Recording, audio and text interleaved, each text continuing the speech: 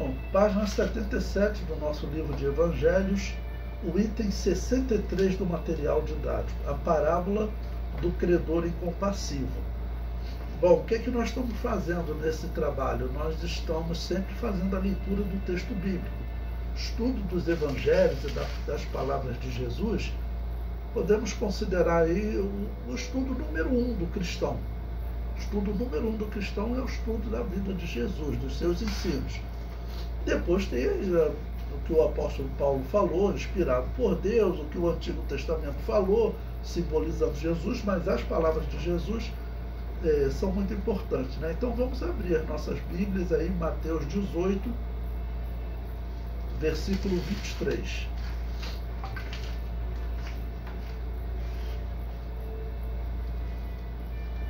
Versículo 23 diz: por isso o reino dos céus pode comparar-se a um certo rei que quis fazer contas com os seus servos. Ou seja, Jesus está comparando o reino de Deus, que aqui é chamado de reino dos céus. Essa expressão é comum, principalmente por estar em Mateus, que escreveu aos judeus, e eles evitavam usar o termo Deus, né, por causa do nome no Antigo Testamento. Então, em vez de falar reino de Deus, então Mateus escreveu o reino dos céus.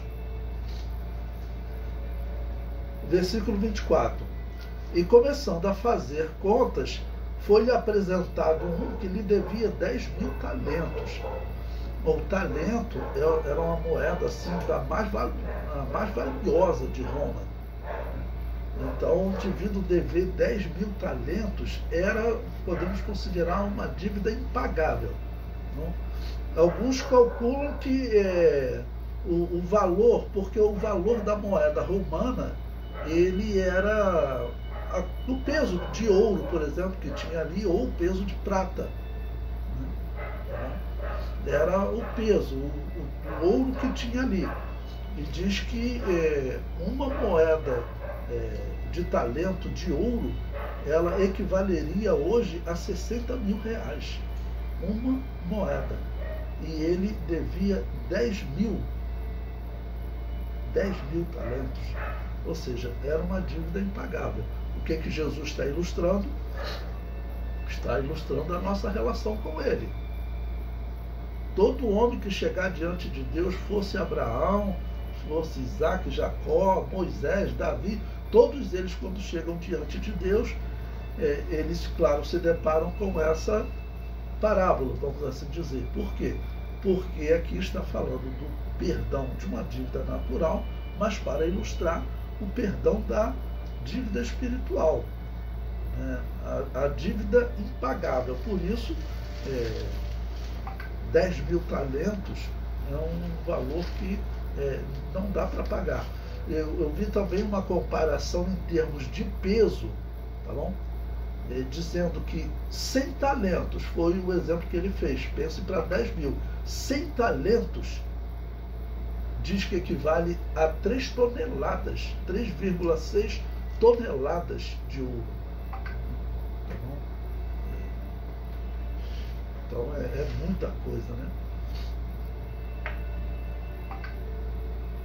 Bom, o versículo 25, ele prossegue: e não tendo ele com que pagar, o seu senhor mandou que ele, sua mulher e seus filhos fossem vendidos com tudo quanto tinham, para que a dívida se lhe pagasse. Isso era normal, né? Isso era até, vamos dizer, isso era usado realmente no mundo antigo. Não tem como pagar, eu vou entregar o meu filho, ele vai ficar trabalhando como servo para você. Tem histórias na Bíblia assim, né? Isso era comum no tempo antigo. As pessoas tinham que pagar as dívidas e muitas vezes pagavam entregando um familiar. Versículo 26. Então aquele servo, prostrando-se, o reverenciava, dizendo: Senhor, seja generoso para comigo e tudo te pagarei. Então o senhor daquele servo, movido de íntima compaixão, soltou-o e perdoou-lhe a dívida. Ou seja, a ilustração Deus nos perdoou, é o que está acontecendo até agora. né? Como eu disse, Abraão, se ele dobrasse o joelho diante de Deus, ele precisava ser perdoado, ele tinha uma dívida impagável. Toda a humanidade não tinha uma dívida impagável. Então, ele dobra o joelho e ele é perdoado. E concluiu exatamente, né? O Senhor, movido de íntima compaixão, perdoou-lhe a dívida. Pois bem, agora o que vai acontecer? Versículo 28. Ele diz: saindo, porém, aquele servo, encontrou um dos seus conservos, que lhe devia 100 dinheiros, ou seja, um valor muito menor. Um valor muito menor. E lançando mão dele, sufocava-o, dizendo: paga-me o que me deves. Então o seu companheiro, prostrando-se a seus pés, rogava-lhe, dizendo: sê generoso para comigo, e tudo te pagarei. Ele, porém, aquele que tinha sido perdoado, tá bom? Agora ele é confrontado com o perdão de uma dívida. A pessoa está pedindo perdão: seja generoso para comigo e tudo te pagarei. Versículo 30. Ele, porém, não quis. Antes foi encerrá-lo na prisão, até que pagasse a dívida. Vendo, pois, os seus conservos o que acontecia, contristaram-se muito e foram declarar ao seu senhor tudo o que se passara. Ou seja, era uma região onde tinha o senhor, que era, vamos dizer, o rei, o mais rico, né? Que era sempre assim. Ele cobrava tributos, deixava alguns nobres, como eles chamavam, numa terra. Ó, você vai cultivar essa terra aí, mas essa terra pertence ao rei. Então, uma parte do que você conseguir de lucro aí, de plantação, outra coisa, você tem que dar de imposto para o rei. Então, o rei era a pessoa principal, né? O senhor de tudo. Enquanto esse homem que foi perdoado na sua dívida, ele foi perdoado pelo rei, pelo maioral. Agora ele também tem um conservo. Ele é, nessa ilustração da Europa, como eles falavam, né? Os reis e os nobres. Não? Então o nobre, vamos dizer, ele foi perdoado pelo rei. Ele era servo do rei. Mas esse nobre, ele tinha vários servos também a serviço dele. Então os servos desse nobre fizeram o quê? Foram declarar para o senhor geral, né? Para o rei. Versículo 32. Mateus capítulo 18, versículo 32.